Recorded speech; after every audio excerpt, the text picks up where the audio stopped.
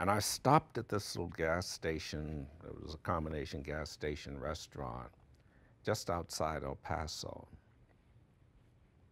They gassed up the car, and I walked into the restaurant to get something to eat.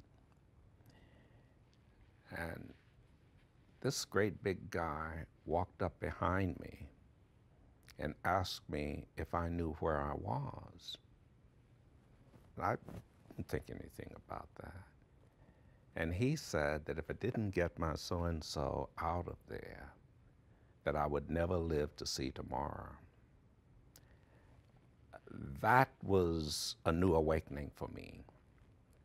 For the 4.5 years that we were engaged in those experiments in New Mexico with the Air Force and traveling to places like Minnesota and Ohio and Nebraska, flying these balloons and that sort of thing, I had never even seen any hint of prejudice and discrimination. It you know, even though coming from Jacksonville was coming from one of the most segregated cities in the country, after living in what one might consider a sterile environment where people don't think race and where in order to survive you really have to have each other's back.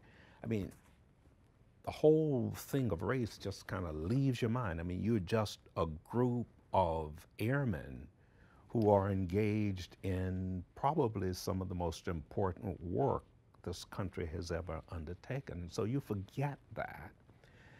And it was like snapping back to reality when this guy threatened me that way.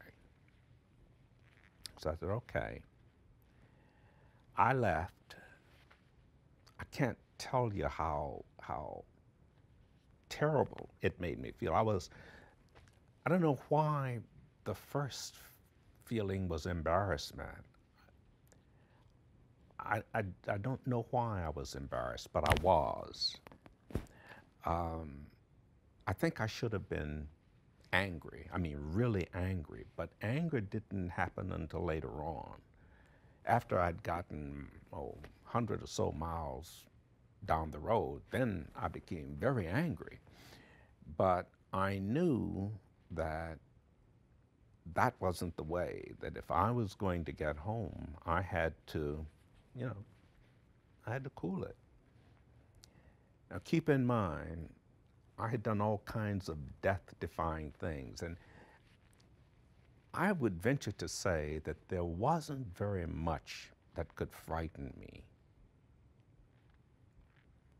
And although embarrassed by that guy, I wasn't frightened, I don't think. I didn't really get scared until I crossed over into Mississippi. I became frightened. There was a huge billboard on the side of the road that said Knights of the Ku Klux Klan across the top. And it had a picture of a black person hanging from a tree. And the sign on that billboard said, using the N-word, don't let the sun set on you in whatever county that was. I don't remember the name of the county, but it said, don't let the sun set on you in this county.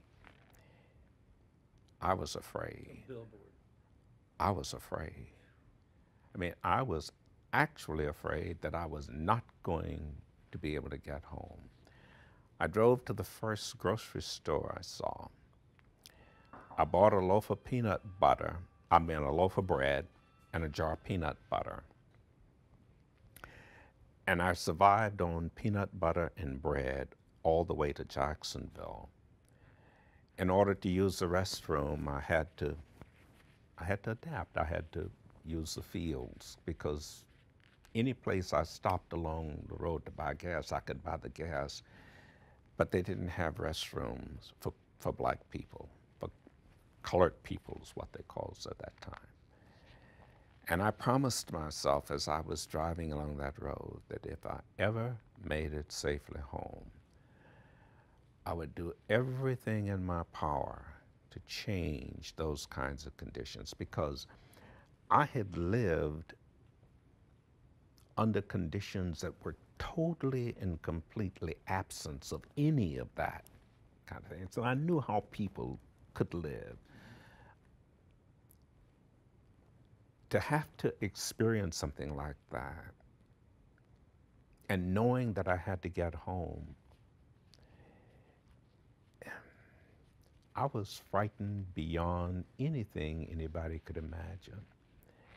And when I finally got home, I got a chance to talk to my dad about what I had experienced.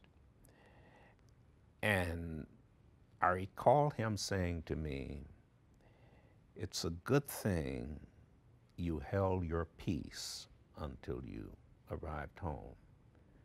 He said, "There were chances that we might never have seen you." And that is so true.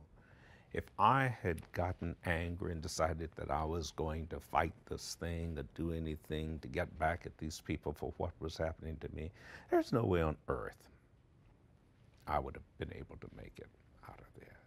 But I got home. I knew that I had to get home. I arrived home in October 1959, and in January 1960, my father passed away. So I was with him for just a few months.